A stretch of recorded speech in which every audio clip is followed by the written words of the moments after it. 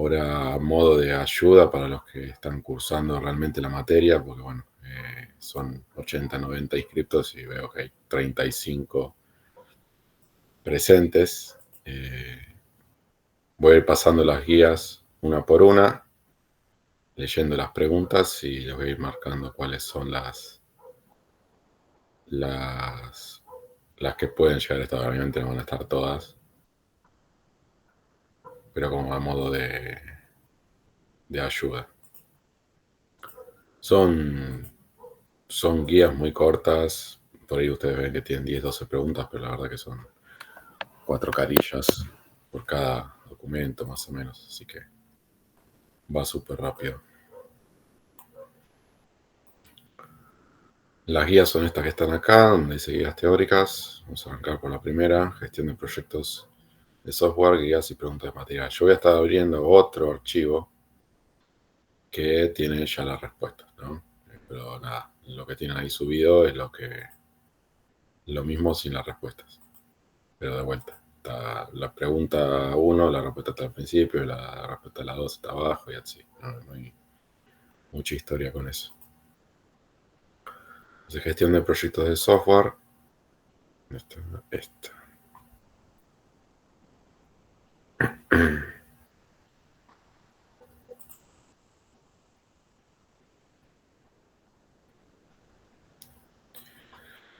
Bueno, tenemos, por ejemplo, anuncia en qué se centra la gestión eficaz de proyectos de software. La gestión eficaz de proyectos de software se centra en las 4P. Esta de cabeza. ¿Ven que?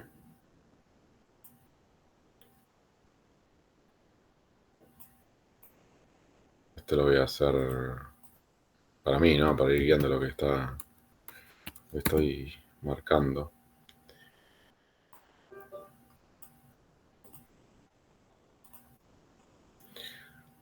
Gestión de proyectos. La 1.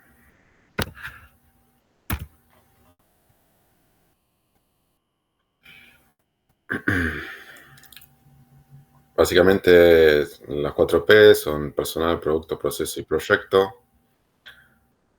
El orden no es arbitrario. El gestor que se olvida de que el trabajo del ingeniero de software es el esfuerzo humano e intenso nunca tendrá éxito en la gestión de proyectos. Un gestor que no fomenta una minuciosa comunicación con el cliente al principio de la evolución del proyecto se arriesga a construir una elegante solución para un problema equivocado. Ahí vamos viendo el personal y producto. Y un administrador que presta poca atención en el proceso corre el riesgo a arrojar métodos técnicos y herramientas eficaces al vacío.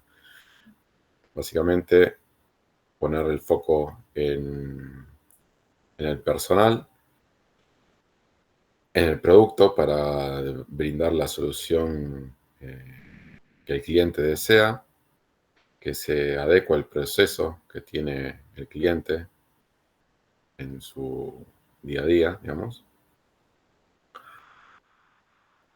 Y el gestor de proyecto emprende un proyecto sin un plan sólido, arriesga el éxito del producto. O sea, planificar. Todas estas guías que van a ver acá están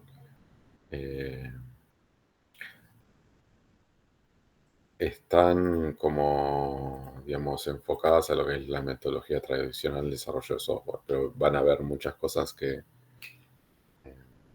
las metodologías ágiles sacaron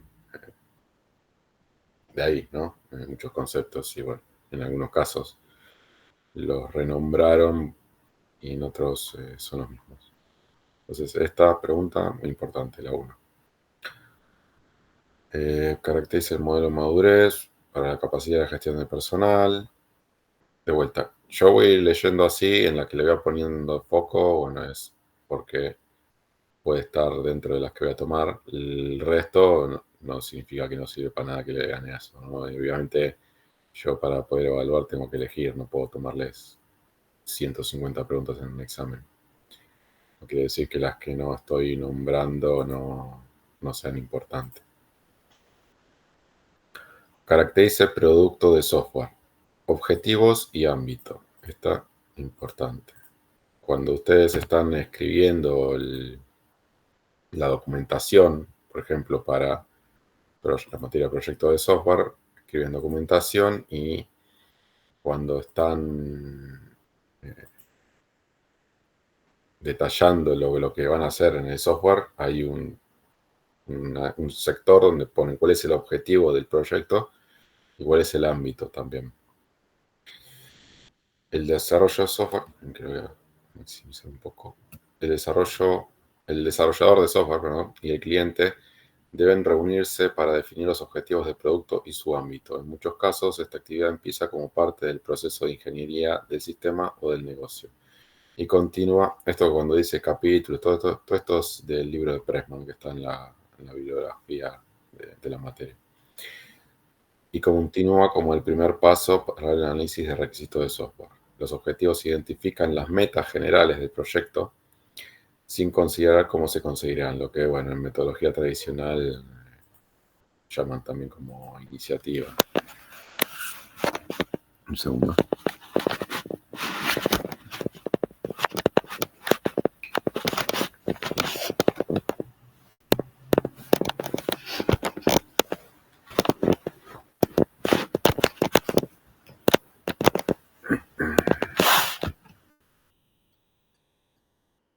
Bueno. Entonces la 3 también. El ámbito identifica los datos primarios, funciones y comportamientos que caracterizan el producto. Y más importante, intenta abordar estas características de una manera cuantitativa. Una vez que se han entendido los objetivos y el ámbito del producto, se consideran soluciones alternativas. Proceso, caracteriza el proyecto. Estas tal vez no es que no son importantes, sino que es bastante redundante, porque ya lo vieron Ingeniería de Software 1.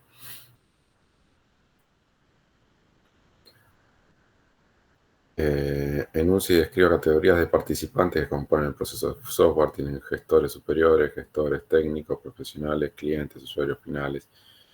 Este medio quedó en desuso de esas categorías. Opciones que pueden aplicarse a los recursos humanos de un proyecto que requiere N personas trabajando durante K años. Enuncia organigramas de equipo genérico propuesto por Mantei. Bueno, esto también con con el trabajo remoto ya me quedo fuera.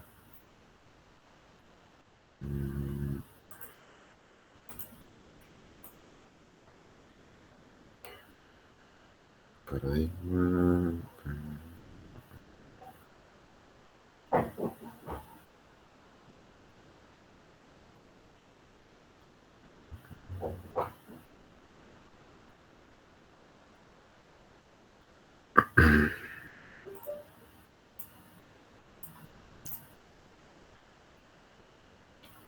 Enuncia factores que fomentan un entorno de equipo tóxico potencial según Hackman. Una atmósfera de trabajo frenética en la que los miembros del equipo gastan energía y se descentran de los objetivos de trabajo a desarrollar. Alta frustración causada por factores tecnológicos, de negocio o personales que provocan fricción entre el miembro del equipo. Procedimientos coordinados pobremente o fragmentados. Definición confusa de los papeles a desempeñar, produciendo una falta de responsabilidad y acusaciones correspondientes. Esto, bueno, claramente viene muy de la mano de la metodologías tradicionales de desarrollo de software, donde habían roles bien definidos. El que se encarga de las bases de datos se encarga de la base de datos. Si hay un problema con la base de datos de la aplicación, saben a quién ir a buscar. Metodologías ágiles, medio que puede haber alguien que sepa más de una cosa que de otra, pero no es que hay responsables de cada funcionalidad, sino que todo el equipo puede tomar historias de usuario y desarrollarlas. Continua y repetida exposición al fallo, que conduce a una pérdida de confianza y caída de la moral. Bueno.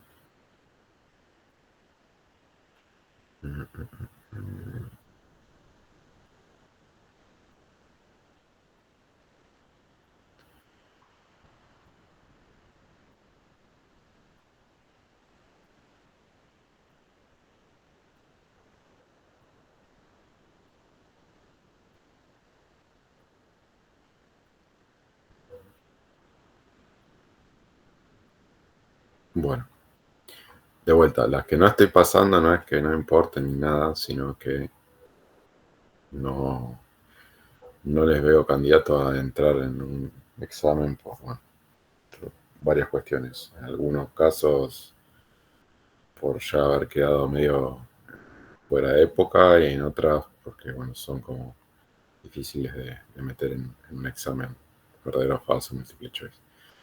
Así que de la guía esta, la 1 y la 3.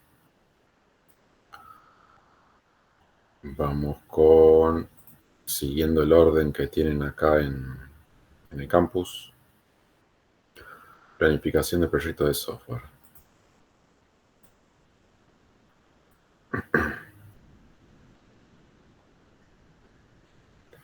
Define el objetivo de la planificación del proyecto de software. El objetivo de la planificación del proyecto de software es proporcionar un marco de trabajo que permita al gestor hacer estimaciones razonables de recursos con coste y planificación temporal. Las estimaciones se hacen dentro de un marco de tiempo limitado al comienzo de un proyecto de software y deben actualizarse regularmente a medida que progresa el proyecto. Además, las estimaciones deberán definir los escenarios del mejor caso y el peor caso, en forma que los resultados del proyecto puedan limitarse. Esto es lo que les comentaba siempre en las clases anteriores de dar rangos, ¿no? En el peor de los casos vamos a tardar 12 meses, en el mejor de los casos 8, por ejemplo, por decir algo. El objetivo de la planificación se logra mediante un proceso de descubrimiento de la información, análisis de requisitos, que lleva a estimaciones razonables. En las secciones siguientes, etc. Esta va.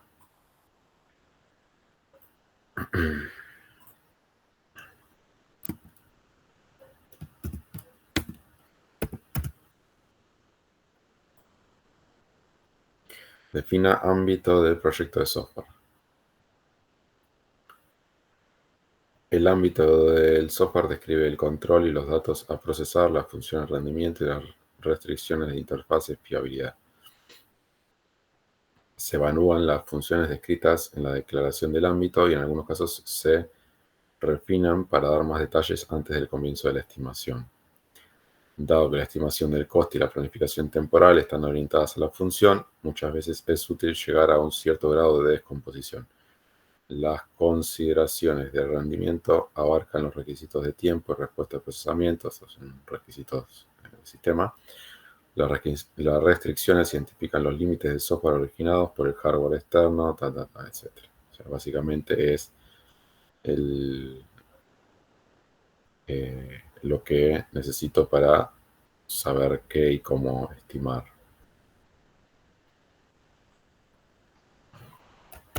Los,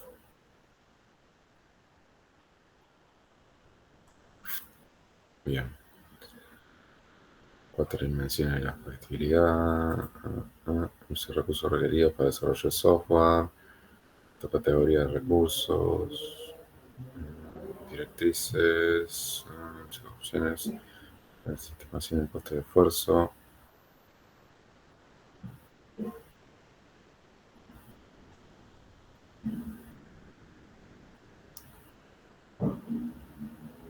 Enuncie sobre qué se apoya la precisión de una estimación. Enfoques de problema. Indique cómo líneas de código y puntos de función se puede utilizar durante la estimación del proyecto. COCOMO 2. Bueno, esta es la ecuación de COCOMO 2.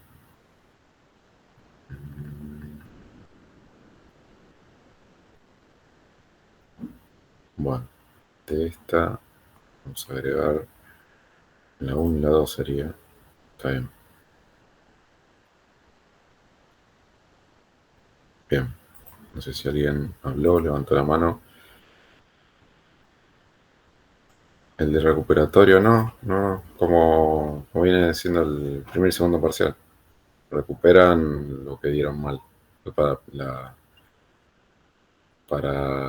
aprobar la cursada. Esto que estamos viendo es para el final.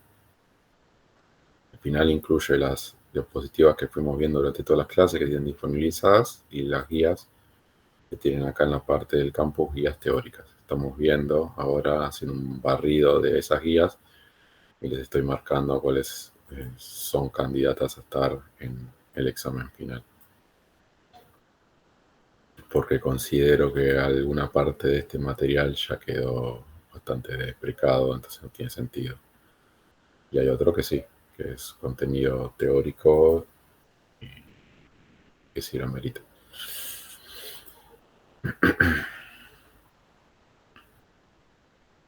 Está dentro de esto la bibliografía obligatoria de la materia, ¿no? Así que no hay mucho que hacer con eso. Proceso de software y métricas del proyecto. Proceso de software y métricas del proyecto. Define el contexto en ingeniería de software, medida, medición, métrica e indicador. Esta va.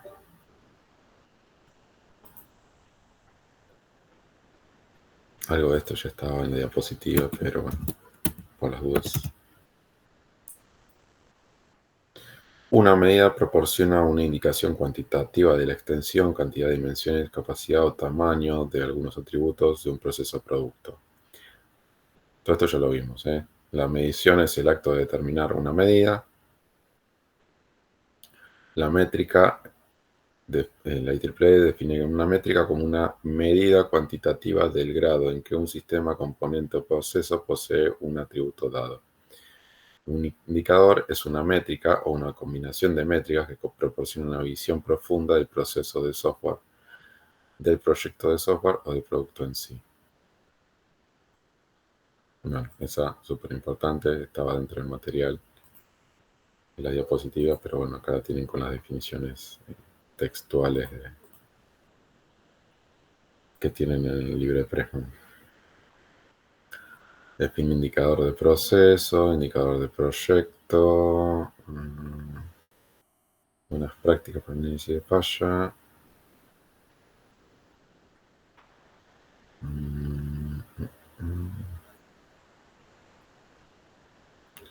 Recuerdo el punto de función, esto también quedó medio. Enuncia medidas de calidad de un proyecto de software. Esto, sí. La que sería la 10. ¿Qué es calidad? Quiero que el software sea de calidad. Quiero que el software sea rápido. Quiero que el software sea seguro. Todas palabras que le pueden escuchar decir a un cliente, a un usuario, y que bueno, hay que poder plasmarla en requisitos no funcionales o atributos del sistema, atributos de calidad. Corrección. Un programa debe poder operar correctamente o proporcionará poco valor para sus usuarios. La corrección es el grado en que el software lleva a cabo su función requerida. La medida más común de corrección es defectos por kilolíneas de código. O sea, ¿cómo se mide la corrección? Bueno, cuanto menos defectos tiene por kilolínea de código, es un software más correcto.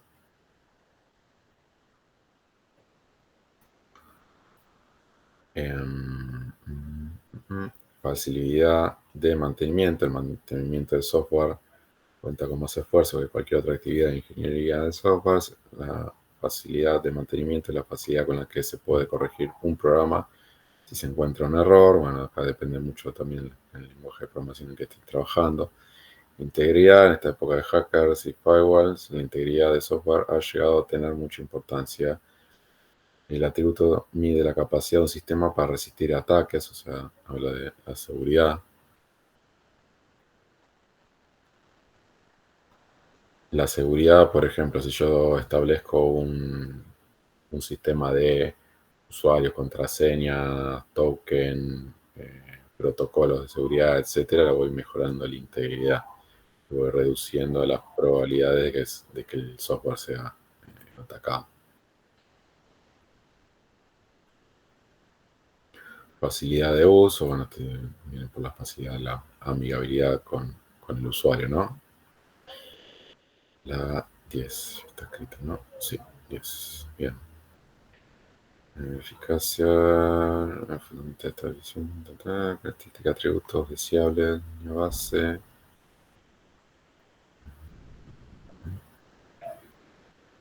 Componentes. Anuncio los pasos para el establecimiento de un programa de métricas de software.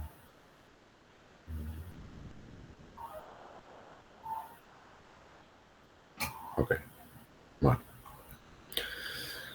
La siguiente diapositiva era principios de diseño.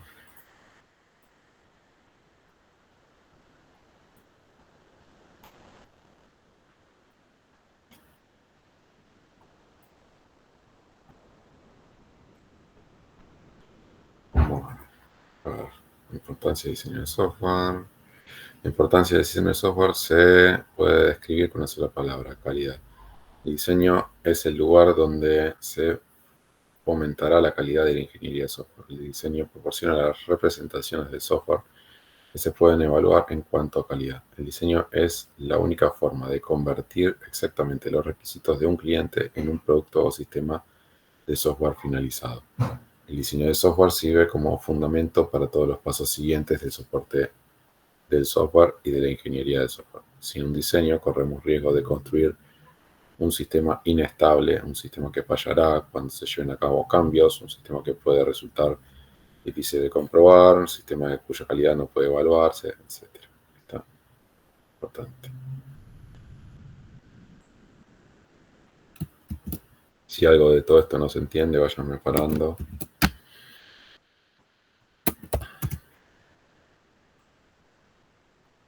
Muy bien.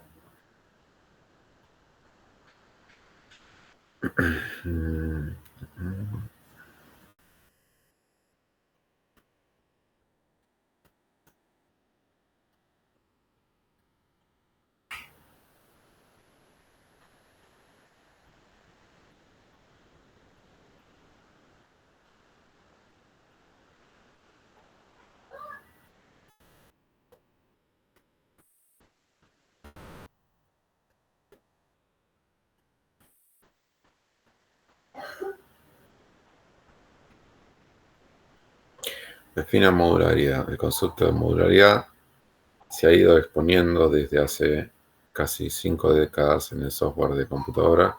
La arquitectura de computadora expresa la modularidad, es decir, el software se divide en componentes nombrados y abordados por separados, llamados frecuentemente módulos, que se integran para satisfacer los requisitos del problema.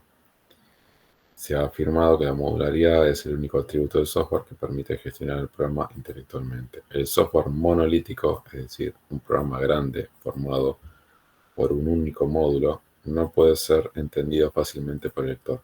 Ojo, acá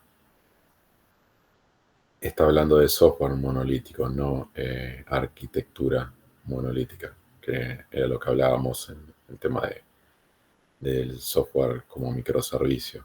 Acá se refiere a software monolítico, es una aplicación que está compuesta por un solo archivo, donde está todo el programa. Por ejemplo, un archivo en PowerShell, por ejemplo, en un archivo de lenguaje Pascal, Assembler, y vaya a saber uno cuántos lenguajes más, donde tienen toda la programación en un solo archivo, en un solo módulo. Puede estar dividido en funciones, en procesos, pero está todo dentro de un archivo donde tienen algún import de librerías, definición de variables, funciones, procedimientos, que son funciones que no devuelven nada, sino que hacen algo, pero está todo y vive dentro de un archivo. Eso es software monolítico, que es distinto a arquitectura monolítica.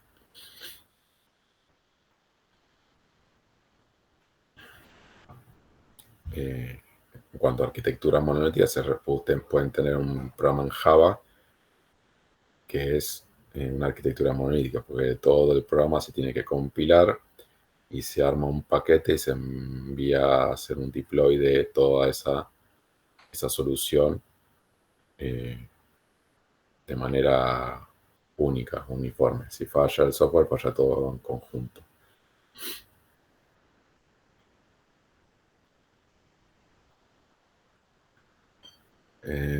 La cantidad de rutas de control, la amplitud de referencia, cantidad de variables y la complejidad global hará que el entendimiento esté muy cerca del imposible.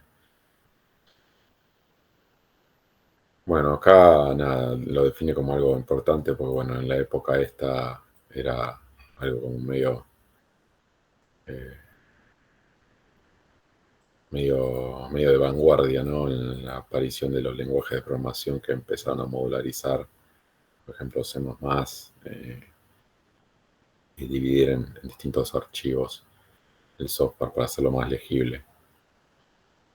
Imagínense ustedes que tienen que hacer una aplicación que tiene 25 clases, 15 métodos cada una, y todas esas 25 clases y 15 métodos por clase están todas dentro de un solo archivo que tienen que scrollear para buscar algo. Imposible.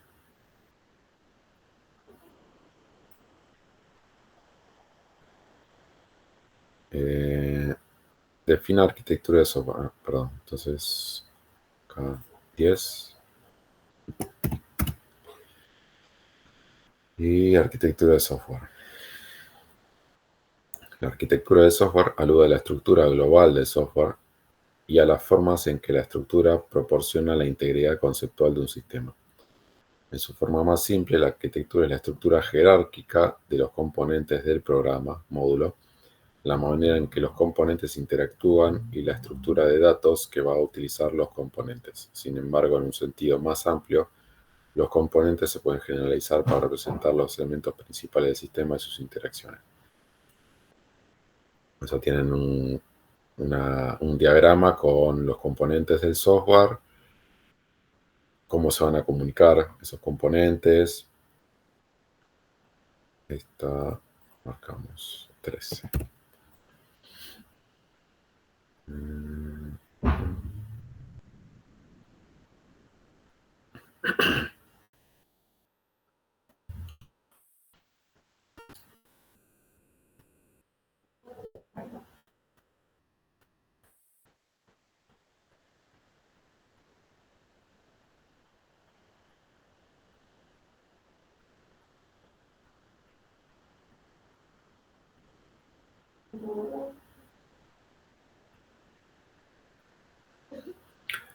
Define el procedimiento del software. La estructura del programa define la jerarquía de control sin tener en consideración la secuencia de procesos y de decisiones. El procedimiento de software se centra en el procesamiento de cada módulo individualmente. El procedimiento debe proporcionar una especificación precisa de procesamiento, incluyendo la secuencia de sucesos, los puntos de decisión exactos, las operaciones repetitivas e incluso la estructura o organización de los datos. Existe, por supuesto, una relación entre la estructura y el procedimiento. El procedimiento indicado para cada módulo debe incluir una referencia a todos los módulos subordinados, al módulo que se está describiendo, etc.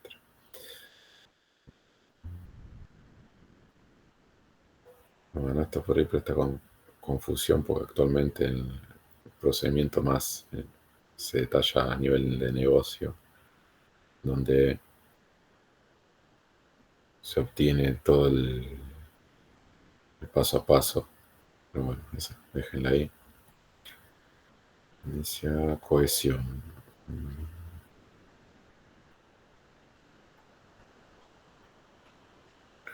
Bueno, estos medios de orientación a objetos ya los tienen bien entendidos, seguramente coherencia, cohesión.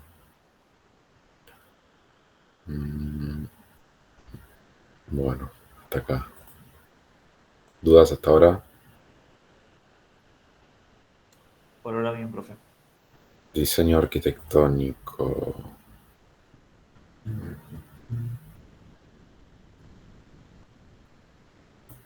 Está en el otro lado.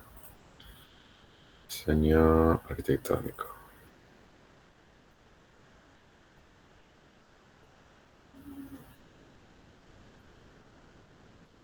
Bueno, de acá es más de lo mismo, pero bueno, vamos a ponerlo por las dudas. La definición de arquitectura.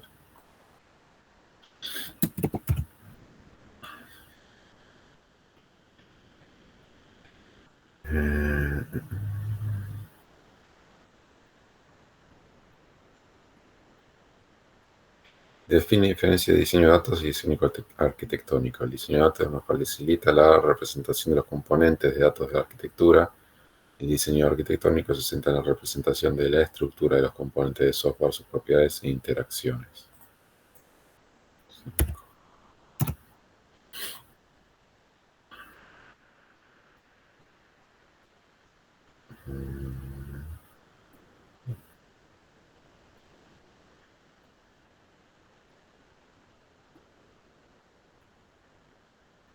Bien, seguimos. Mantenimiento de software.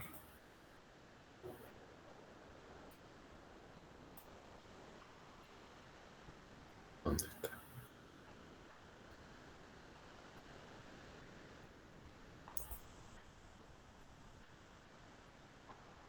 ¿Dónde está?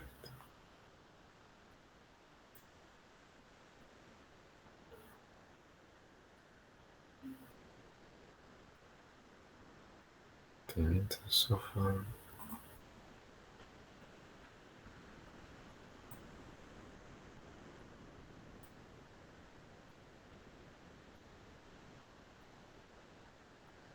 Bueno, parece que no la tengo. A ver. Mantenimiento correctivo, mantenimiento adaptativo, tipo de mantenimiento perfectivo, mantenimiento estructurado.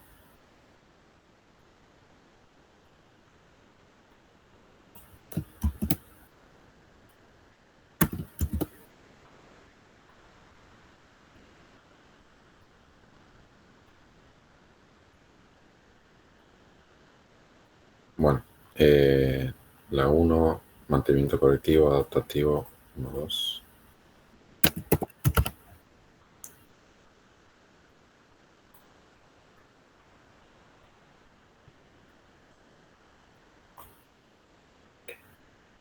Los dos tipos de mantenimiento perfectivo, mantenimiento estructurado, 6. Esto ya les digo, está una abajo de la otra, leanla después de la documentación.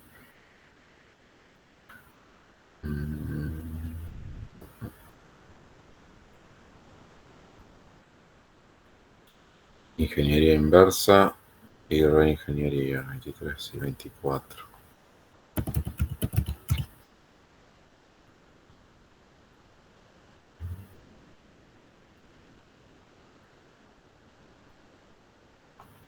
Listo.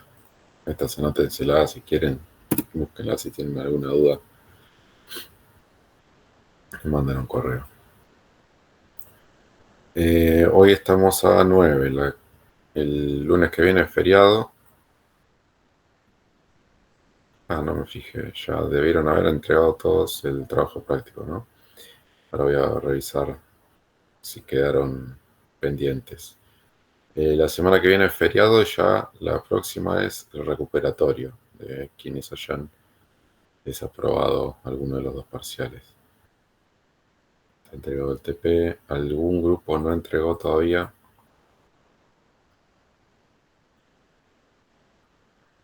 Okay.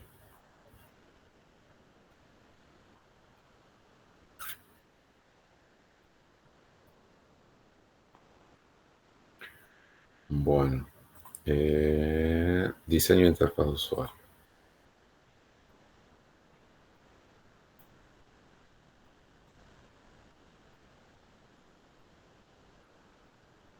De vuelta, para los que fueron entrando más tarde, estoy haciendo un repaso de las guías que están acá en el campus.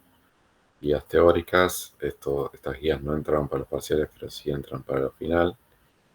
Estoy marcando en vivo, digamos, cuáles son los candidatos a entrar en el final, además de lo otro que ya estudiaron para el primer y segundo parcial. La segunda fecha del TP es solo para correcciones, ¿no? Segunda fecha del TP.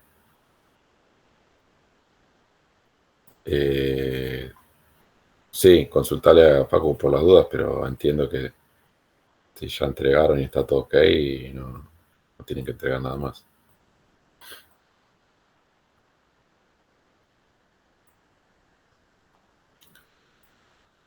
Bueno, diseño de interfaz de usuario.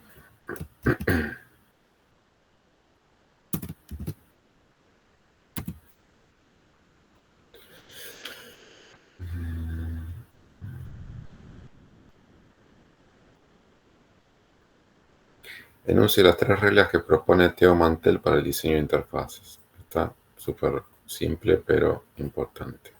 2. El software debe dar el control al usuario, reducir la carga de memoria del usuario, construir una interfaz consecuente. Esto para mejorar la experiencia del usuario, ¿no? Esto obviamente en un caso de un software que tenga interfaz de usuario. Hay software que interactúa con otro software y bueno, no tiene interacción con el usuario. Bueno, esta guía no le aporta nada a ese tipo de software.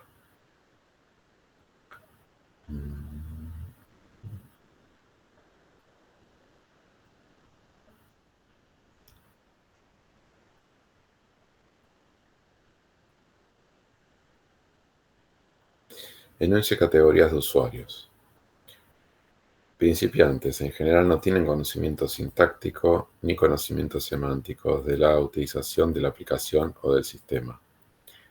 Usuarios esporádicos y con conocimientos. Poseen un conocimiento semántico razonable. O sea, con conocimientos semánticos se refiere a... ¿Saben de qué estoy hablando cuando le pongo un menú en la aplicación? No sé. Emisión de facturas. Y bueno, se supone que al sistema está ingresando a alguien que quiere emitir por lo menos una factura. Bueno, esa persona debería saber qué es una factura. Tiene conocimiento, no es alguien que cayó así de la galera, que estaba googleando así por arte de magia y entró a una aplicación web donde él, no sé, apareció esa opción y dijo, ¿qué es esto? No entiendo nada. Bueno, no sería ese tipo de sistema. Una retención baja de información necesaria para utilizar la interfaz. Usuarios frecuentes y con conocimientos, posee el conocimiento sintáctico y semántico suficiente como para llegar al síndrome del usuario avanzado. Esto es, individuos que buscan interrupciones breves y modos abreviados de interacción. Un mismo sistema que, por ejemplo, permita la facturación, por ejemplo, un sistema de AFIP, un usuario puede ser que genere un par de facturas al mes, no sé, 2, 3, 4, 5 facturas. Es un usuario esporádico. Ahora, un contador que ingresa al mismo sistema, tal vez en representación de un monotributista, por ejemplo, que tiene que facturar, eh, es un usuario frecuente y con amplio conocimiento. Entonces, son diferentes niveles de especialización.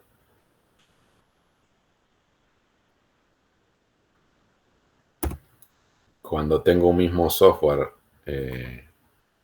donde van a interactuar distintos tipos de usuarios, un poco más complejo, ¿no? Porque tal vez si lo haces muy performante y muy súper de con 2 clics te resuelvo todo, le haces la vida más fácil al usuario frecuente con mucho conocimiento, y si la complicas un poco más al usuario esporádico y un usuario principiante que acaba de entrar a la aplicación no va a entender nada. Entonces, bueno, hay ciertas aplicaciones que son así un poco más complejas donde hay distintos tipos de usuarios, pero bueno, la mayoría mantiene un tipo de usuario.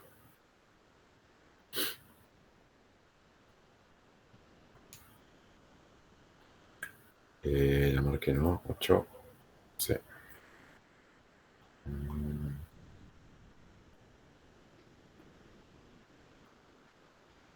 Entonces, preguntas que se formulan para el análisis del entorno de usuario. ¿Dónde se ubicará físicamente la interfaz? ¿Dónde se situará el usuario? ¿Llevará a cabo tareas no relacionadas con la interfaz? ¿Se adapta bien el hardware a las limitaciones de luz, espacio, ruido? Bueno, ni siquiera existía el celular cuando hicieron este material.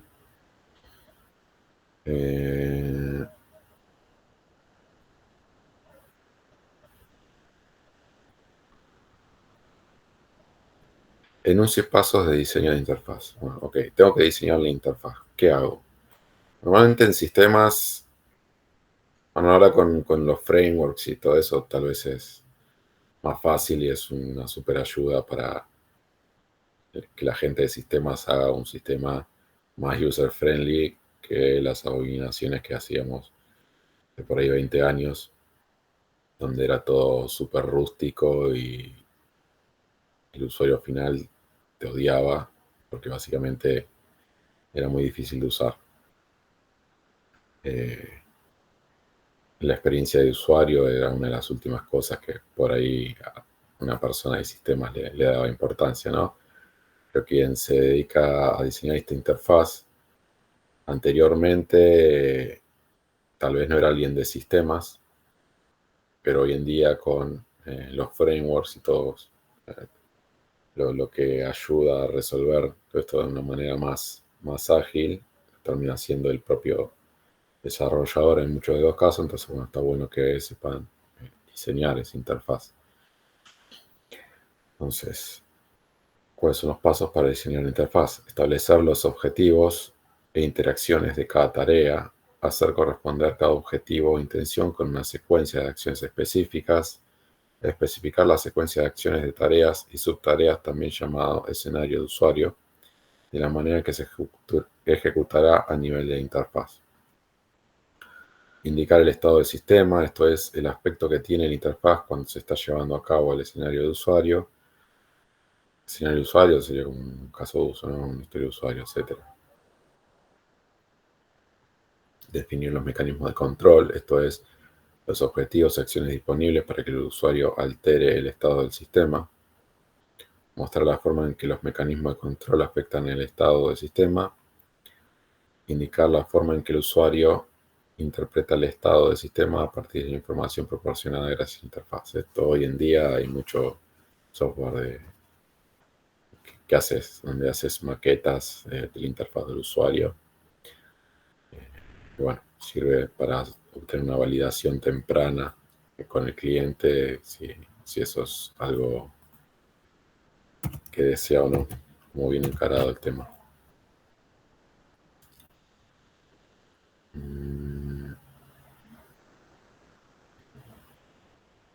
Enuncia característica del mensaje de error. Esto es muy importante. Cuando no se le da mucha bola a esto, es probable que estén usando un software y les tire error 475. Fin.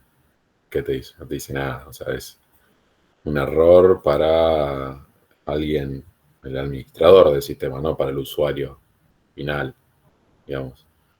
Hay ciertos errores que, bueno, ahí ya el error que les acabo de nombrar sería como un error crítico que rompe todo y se cae la aplicación, pero bueno, eh, no sé, si está ingresando el usuario su nombre y en el nombre pone sin querer un espacio, no sé, un espacio, un carácter prohibido, un signo de pregunta, algo así, bueno, tiene que haber un mensaje que describa el problema en una jerga que el usuario pueda entender. El mensaje deberá proporcionar consejos constructivos para recuperarse de ese error. Este mensaje deberá indicar cualquier consecuencia negativa del error, por ejemplo, los archivos de datos posiblemente deteriorados, lo que el usuario pueda comprobar y garantizar que no hay ninguno, etc. El mensaje deberá ir siguiendo por una clave audible o visual. Esto es, para acompañar la visualización del mensaje, se podrá generar un pitido. Bueno, esto por ahí era más de antes, ¿no? Donde las aplicaciones web tenían muchos sonidos, inclusive entrabas a una página y tenía música de fondo. O sea, hoy es súper creepy. Abrís una página y no sé, te aparece una música de fondo. ¿Qué es esto? Estoy corriendo a bajar el volumen. El mensaje no deberá tener sentencias, esto es, las palabras del mensaje nunca deberán culpar al usuario. Bueno, esto, ser un poco empático con el usuario y no retarlo. Parece medio torce.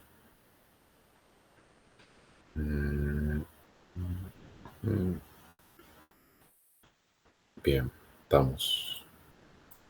Queda la última prueba de software. ¿Estamos hasta ahí?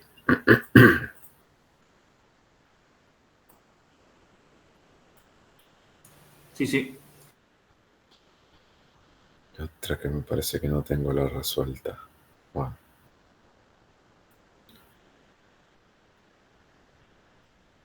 a ver.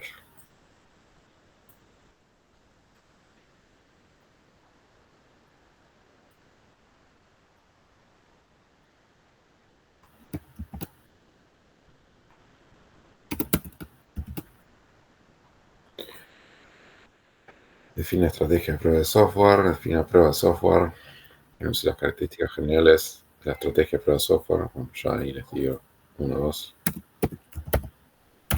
Algunas de estas están en las diapositivas que fuimos viendo. Defina verificación y validación. 4.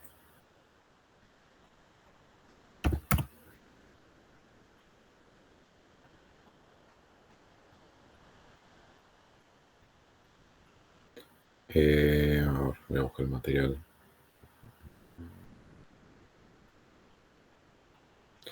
Verificación y validación.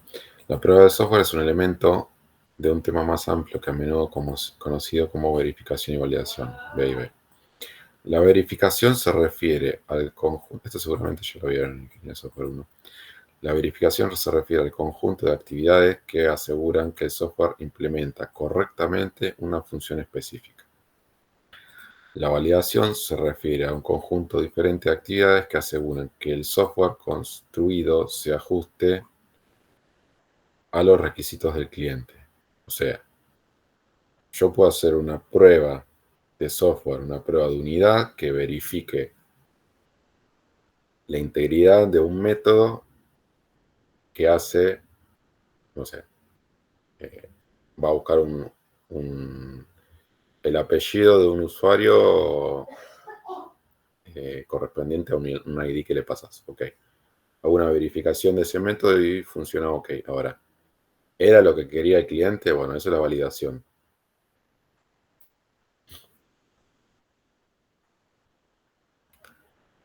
Les dije, la anoté, ¿no?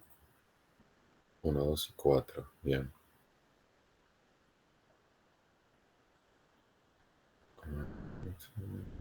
Prueba, unidad, prueba de integración, prueba de validación, prueba de testimonio y prueba de sistema. Bueno, la 9, no la voy a ir a buscar material porque ya está en la diapositiva. Ya lo vimos esto.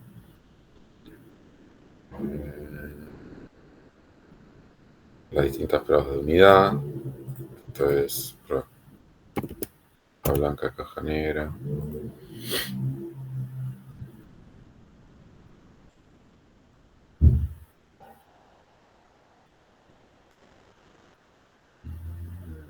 Prueba de regresión, también ya vimos. Pero bueno, con las dudas. Volver a ejecutar las pruebas, ¿no? La prueba de regresión. La prueba de humo también vimos, que es entrar a probar al voleo cosas.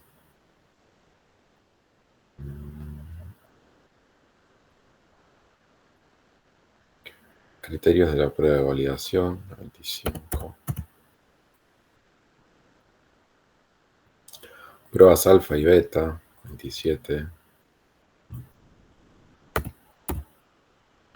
La alfa son usuarios o sea, del propio equipo. Esto con el tiempo fue cambiando igualmente. Hoy en día se le dice alfa también a usuarios de un grupo cerrado, tipo sale una prueba alfa de un software para usuarios que se suscribieron para hacer esa prueba, entonces un grupo limitado. Y bueno, y prueba beta es ya el software liberado de manera masiva, donde hay muchísimos usuarios probando al mismo tiempo, pero bueno, no está en una versión final el software. Definir pruebas de sistema. Ya también lo vimos.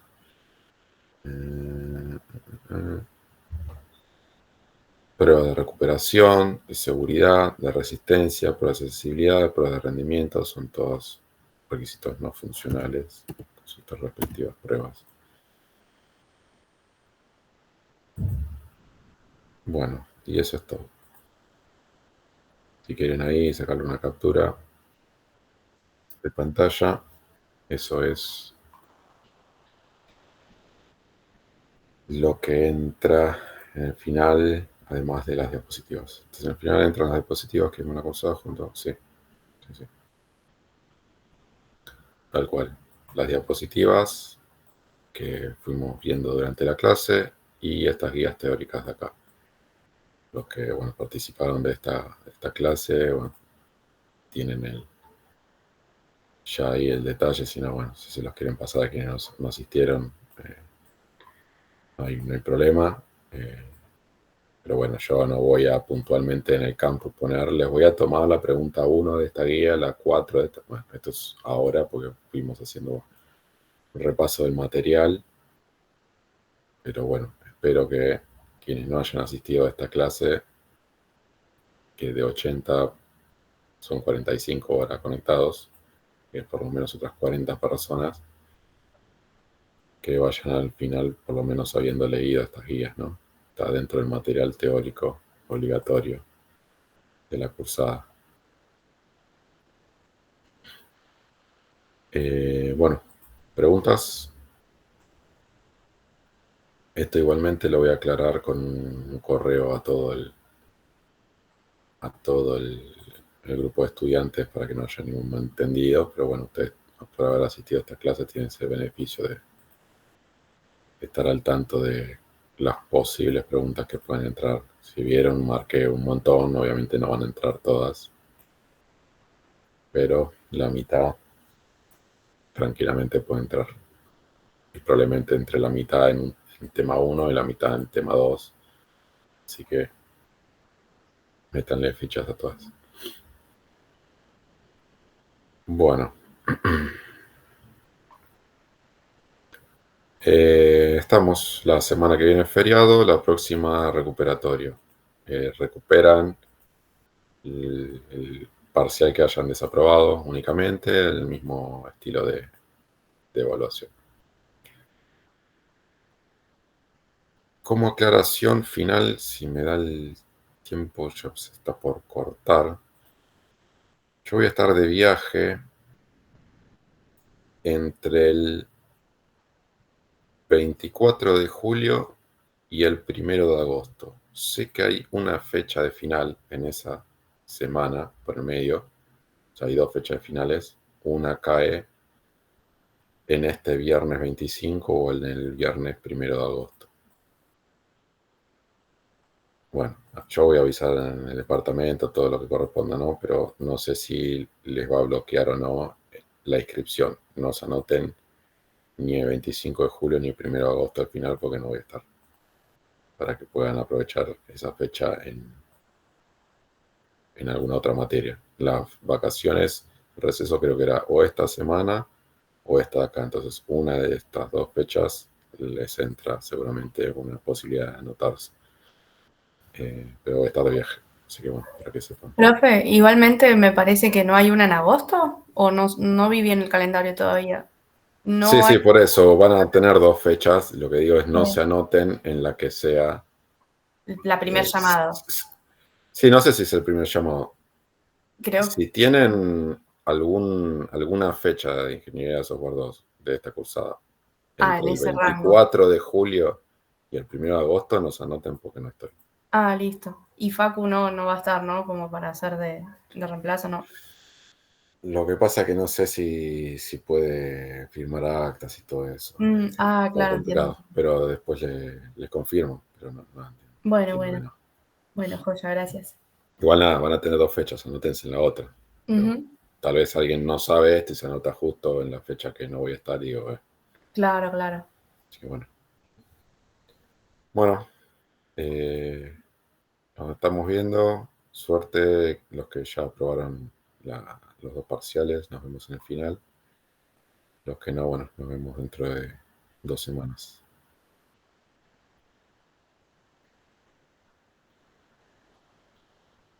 Chao, cuídense.